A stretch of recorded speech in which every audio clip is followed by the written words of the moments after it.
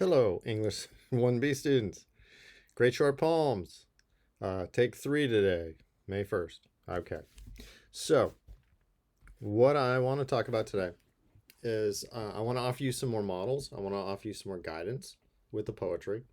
And this is on behalf of setting up the your essay assignment on this. Okay.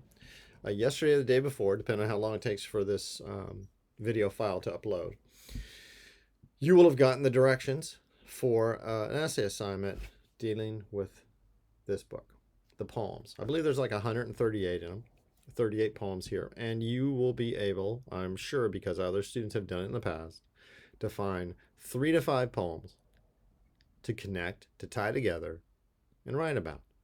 Okay, now you could do this by theme: poems about childhood, poems about flowers, poems about responding to the threat of death. You could do it other ways. You could find, maybe you're just interested in like some musical aspect, and you could tie it together. Maybe you do two. Say you found 2 poems about, say, love, and then one on hate, and somehow like reading these two led to that one and to a fourth, right? Because it's 3 to 5. And the idea is not for you to go research and find what other people have said about the poems. I'm not expecting you to be an expert. I'm expecting you to pay attention, use a dictionary as needed, and to find something in this material, in this book, that can lead you to talk about things. Now, you might end up talking about characters in the story of the poems. You might be talking about feelings or memories that are brought up from certain poems, and you would show me the connection between those things. So the key part is not what do other people say about it. The key part is not what do I think about it. The key part is for you to use the evidence, to use the material, to use the stories that are being told in the poems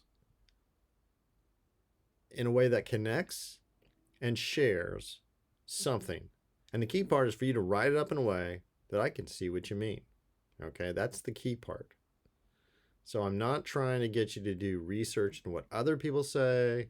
I'm trying to get you to have a real, honest, personal response that's still grounded, in a good college level reading of a poem. Okay? So, what I want to do now, I'm going to read a couple poems and say a little bit. I don't want to say too much because I don't want to, because if you use any of the poems that I'm talking about in these video lectures, just like in class, you'd have to say more than I say, or you'd have to say different things than what I say. Okay? You could use a little of what I'm saying, but you'd have to contribute. Otherwise, I did the work, right? Okay. Now, related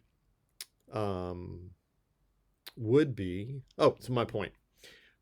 I'm going to talk a lot about 1 or 2 poems as a model of how I could thoroughly go into something.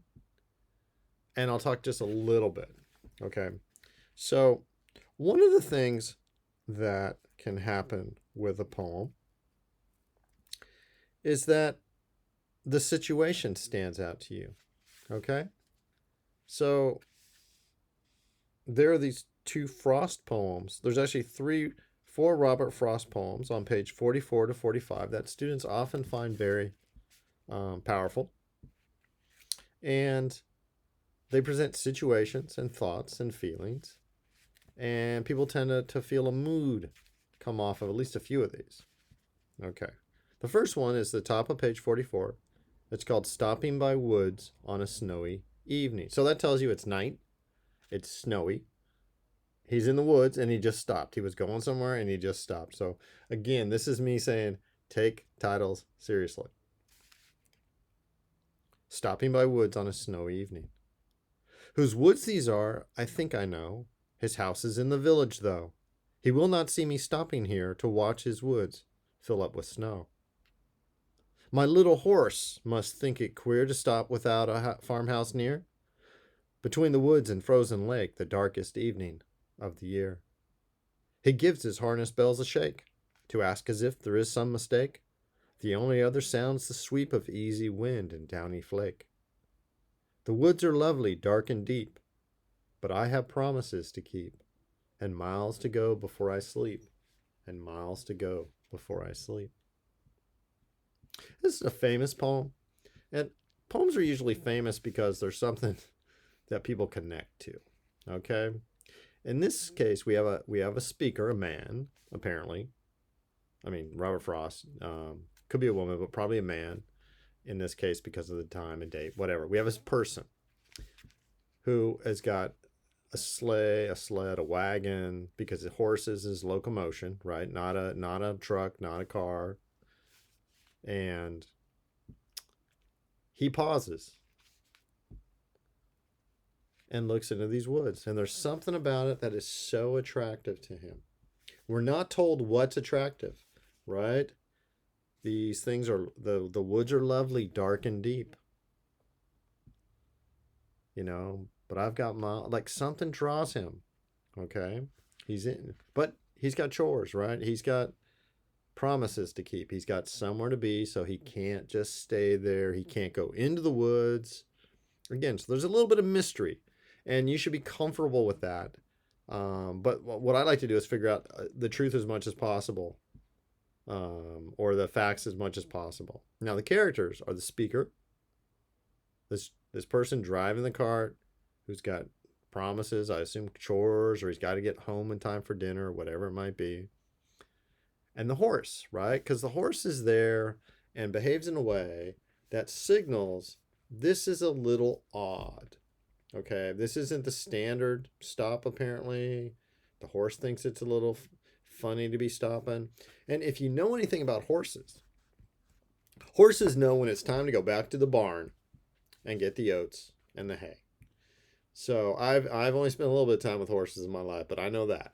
Okay. But, why talk about the horse? Well, the horse signals this isn't, the standard thing to do, that sort of thing. And notice the man's telling us about the horse. So, the horse is like, is he projecting?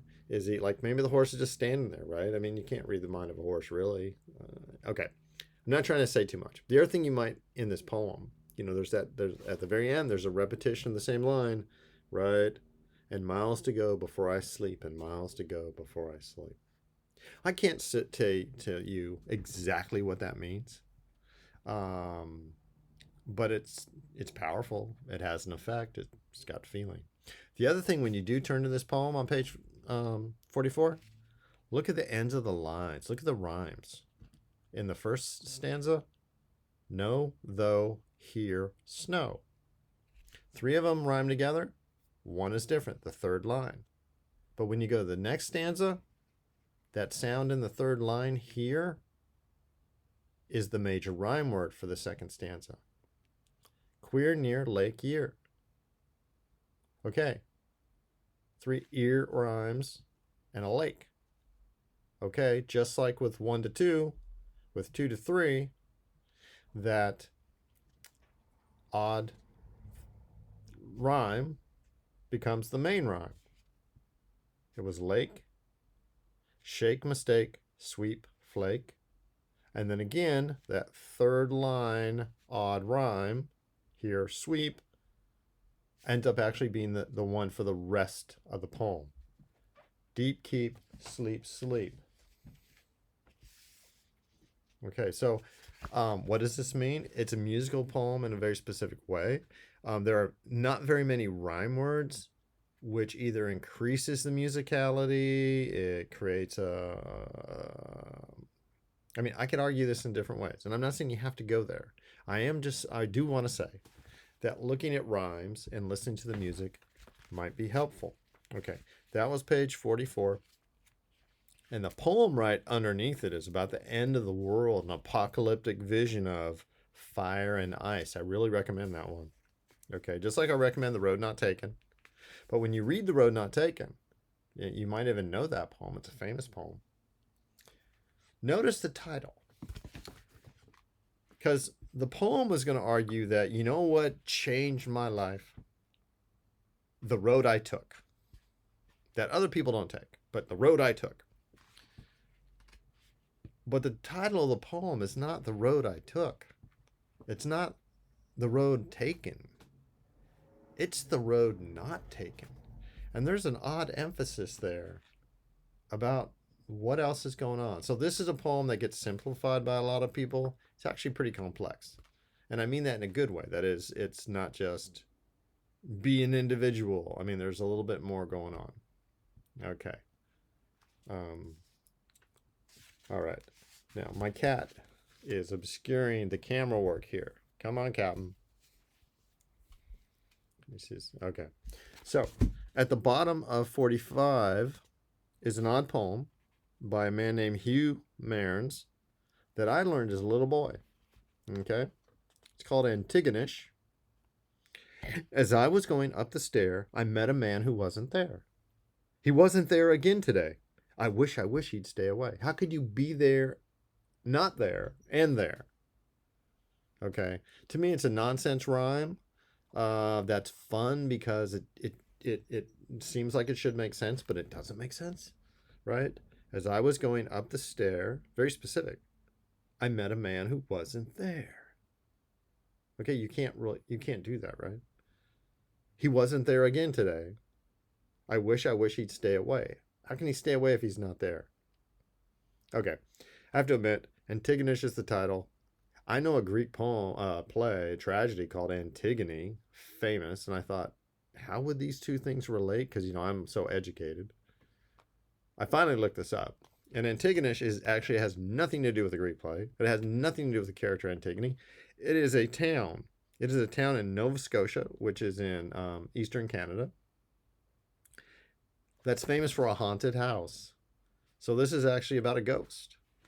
Now, and frankly, I found that on Wikipedia, and then I double-checked it somewhere else, because you can't trust Wikipedia entirely.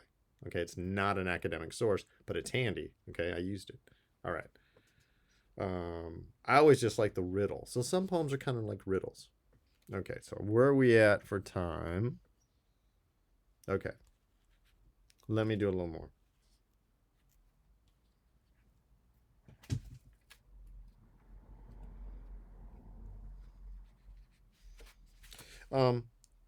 Some poems are actually about, the sounds matter a lot. There's a poem on page 46 called Sea Fever, right? Wanting to go back out to the sea. It's like a fisherman or a sailor.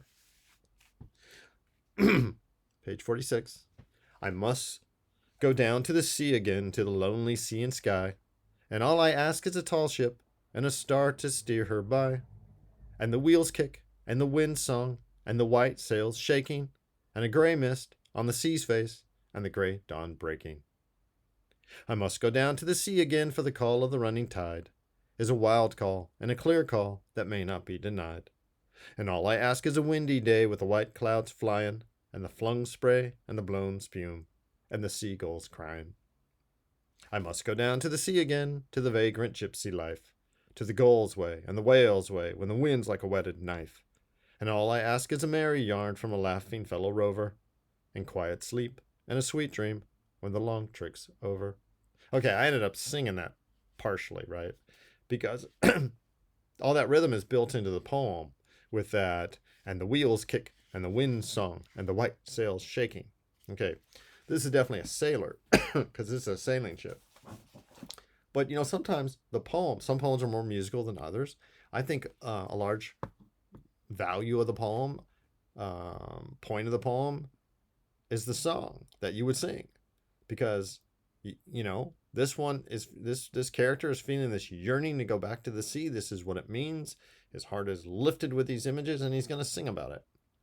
And, sea shanties are a whole own group of poetry and song by themselves. All right, I don't want to tie this up too long.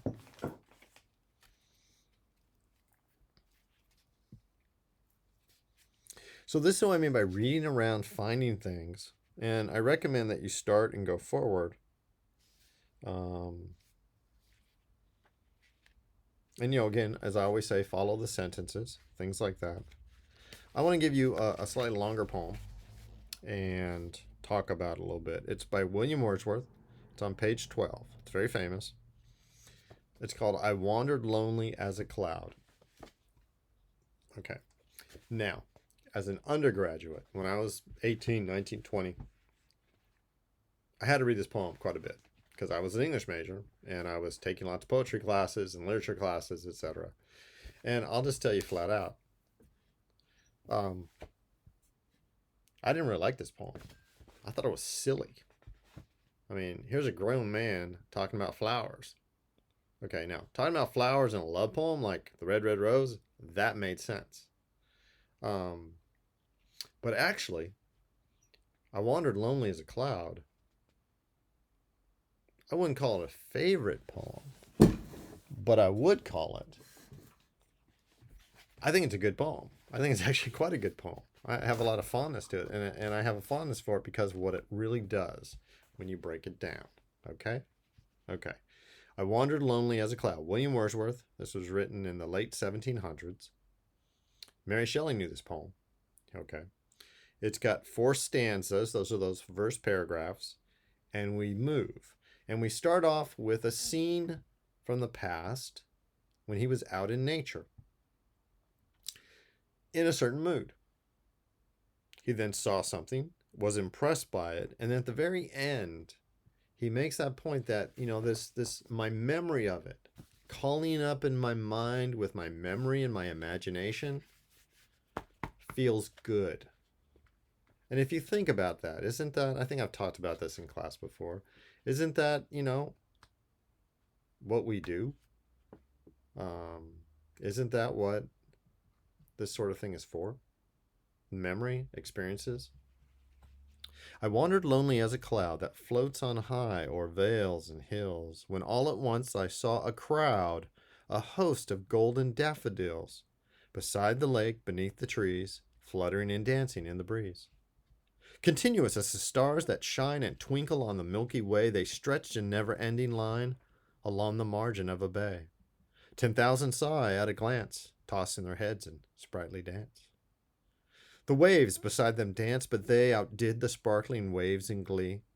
A poet could not but be gay in such a jocund company. I gazed and gazed, but little thought what wealth the show to me had brought. For oft, when on my couch I lie in vacant or in pensive mood, they flash upon that inward eye, which is the bliss of solitude. And then my heart with pleasure fills and dances with the daffodils.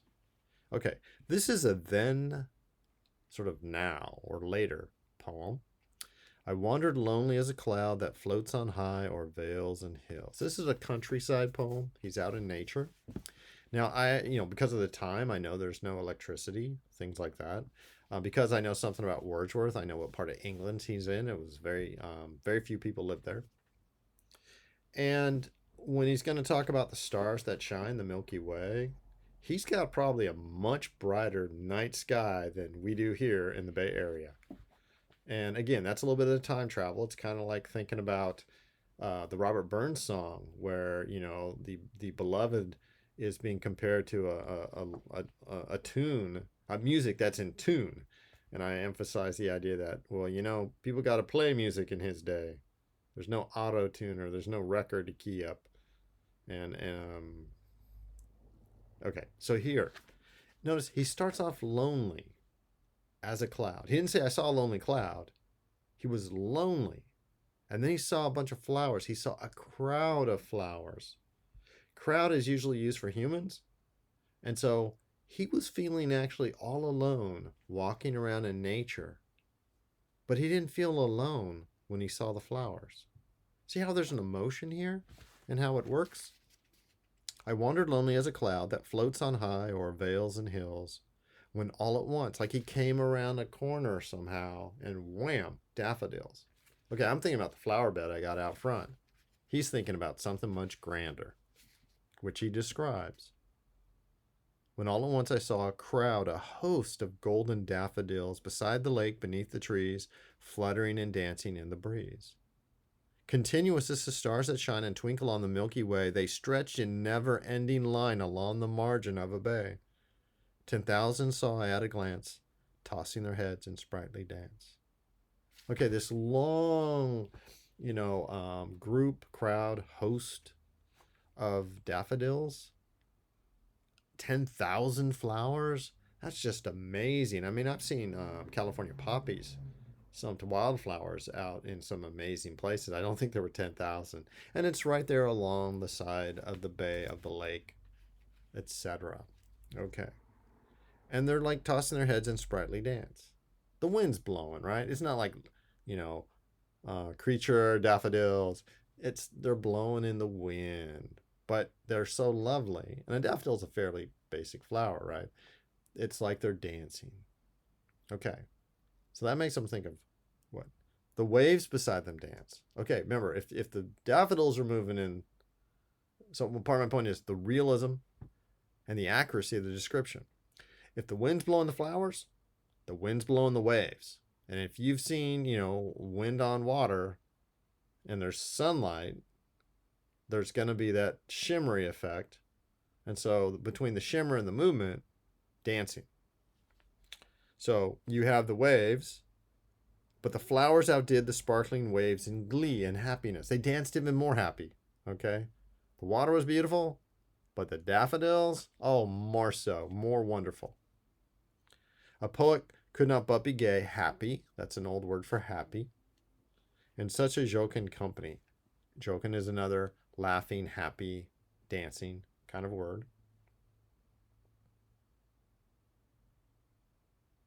I gazed and gazed, but little thought what wealth the show to me had brought. He looked at them, he couldn't take his eyes off them. But even in that moment, he was in the present, right? He was just looking at the beauty, looking at the dancing flowers by the dancing waves. But he didn't realize the value of this experience, the potential later joy. And that's what the last part. And this is one thing that it's not like, oh, I saw pretty flowers. But you know what? I had this interaction with nature and beauty. I was open to it. I saw it. I appreciated it. And, that becomes something in my soul that makes me feel better later. So later, often, when on my couch I lie in vacant or in pensive mood, when he's all sad or empty-headed, you might relate to this in quarantine. However busy you are, there must be times when you just lay on a couch and you're like, not happy, got nothing to do. They flash upon that inward eye. They pop up in his mind, right? That mental theater that we have, his memory. They flash upon that inward eye, which is the bliss of solitude. And then my heart with pleasure fills and dances with the daffodils. Okay, he's making the claim that memory, that's actually what can make you happy when you're all by yourself, because you're not alone. You have your memories, and you have your memories of happy experiences in this case. This is not a nightmare poem. This is a dream poem, as it were, right? And the idea that those kind of experiences, and this is a classic thought, right? That is, you go and have experiences because later you can think back on them and they'll be good for you. But here, like nature and flowers and beauty can't help but fill your heart with good things. Okay? I think I'm going to stop right there for today. Thank you very much. I'll be sending you more stuff real soon.